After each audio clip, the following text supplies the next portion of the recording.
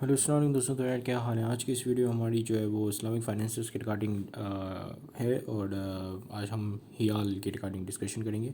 اچھا، اس سے پہلے کہ ہم اس کے بارے میں کچھ ڈسکس کریں، میں یہ کہہ دوں کہ ہیال بیسکلی ایک ڈسیپٹیو اسٹریٹجی مانی جاتی ہے کہ سم کنٹریز میں، سم اسلامک کنٹریز میں، ٹھیک ہے، کچھ کیونکہ یہاں پہ سب کی جو پرسیپشن ہے، پوائنٹ آف ویو ہے، وہ ڈفرینٹ ہے۔ ہر اسلامک اسکالر جو ہے وہ چیزوں کو ڈفرینٹ طریقے سے بیان کرتا ہے، تو ہم یہ نہیں کہہ سکتے کہ خیال جو میں آپ کو ایک اسٹریٹجی بتانے والا ہوں وہ ایکچوئل میں حرام ہے یا حلال ہے، ٹھیک ہے۔ بیسکلی خیال میں کوئی ایسی اسٹریٹجی لگائی جاتی ہے جس میں جو کوئی بھی ایسی ٹرانزیکشن ہے فائنینشیل جو کہ حرام ہے، تو اس کو گھما پھرا کے حلال کیا جاتا ہے، ٹھیک ہے۔ کیونکہ یہاں پہ کہا یہ جاتا ہے اسلامک بینکنگ میں کہ جیسے میک ڈونلڈس کی اگر ہم اگزامپل لیں تو یہ کہ جو پاکستان کے اندر جہاں یا کسی بھی اسلامک کنٹری میں جو میک ڈونلڈس ہوتا ہے اس کا برگر حلال ہوتا ہے، جبکہ دوسری جو کنٹریز ہیں جو کہ نان اسلامک ہیں ان کا برگر حرام ہوتا ہے۔ کیسے؟ کیونکہ وہ جو پروسیس کا فرق ہے کہ وہ مشین سے جو اینیمل ہے اس کو ذبح کرتے ہیں، اور جو اسلامک کنٹریز میں جو ایسی فوڈ چین ہے وہ جو اسلامک وے ہے ذبح کرنے کا، تو وہ اس کو اپناتے ہیں، ٹھیک ہے۔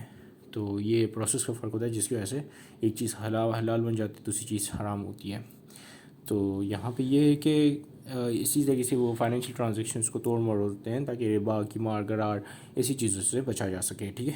اب یہاں پہ بیسکلی اس کا مطلب ہے کہ to make something that is حرام حلال، کو ایسی چیز جو کہ حرام ہو اس کو حلال بنایا جائے، ٹھیک ہے۔ اب کہیں پہ یہ ان پریکٹسز کو کہا جاتا ہے کہ ہاں ٹھیک ہے یہ ہو سکتی ہیں اسلام میں، کہیں پہ بولتے ہیں کہ نہیں ہو سکتی ہیں، ٹھیک ہے۔ لیکن یہاں پہ جو ایک چیز آتی ہے وہ ہوتی ہے انٹینشن، کہ آپ کے انٹینشنس کیا ہیں، کیونکہ آپ کو پتہ ہے کہ جو اسلام کا جو دار مدار ہے وہ نیتوں پہ ہے، ٹھیک ہے۔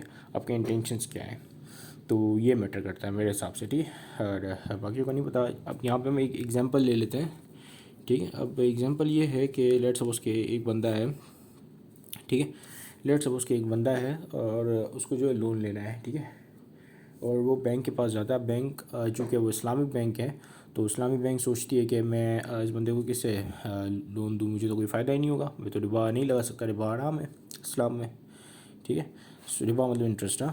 تو وہ کہتی ہے کہ یہ کرتی ہے کہ گولڈ اس کو دیتی ہے، وہ ہائر پرائس پہ دیتی ہے۔ جیسے لیٹ سپوز کہ اگر گولڈ ہے، لیٹ سپوز کہ گولڈ ہے یہ، ٹھیک ہے، اس کی جو مارکیٹ ویلیو ہے وہ لیٹ سپوز کہ وہ $10,000 ہے، ٹھیک ہے، $10,000 اس کی مارکیٹ پرائس ہے، لیکن وہ گولڈ اس گولڈ کو اس بندے کو سولڈ کرتی ہے کریڈٹ پہ، ٹھیک ہے، کریڈٹ پہ سولڈ کرتی ہے اس گولڈ کو کتنے میں، لیٹ سپوز $15,000 میں، ٹھیک ہے۔ $15,000 میں اس نے کیا اس کو سولڈ، اور کہا کہ آپ پیسے جو مجھے بعد میں دے دینا، جب آپ کے پاس پیسے ہو جائیں گے آپ انسٹالمنٹ میں مجھے پیسے دے دینا، ٹھیک ہے۔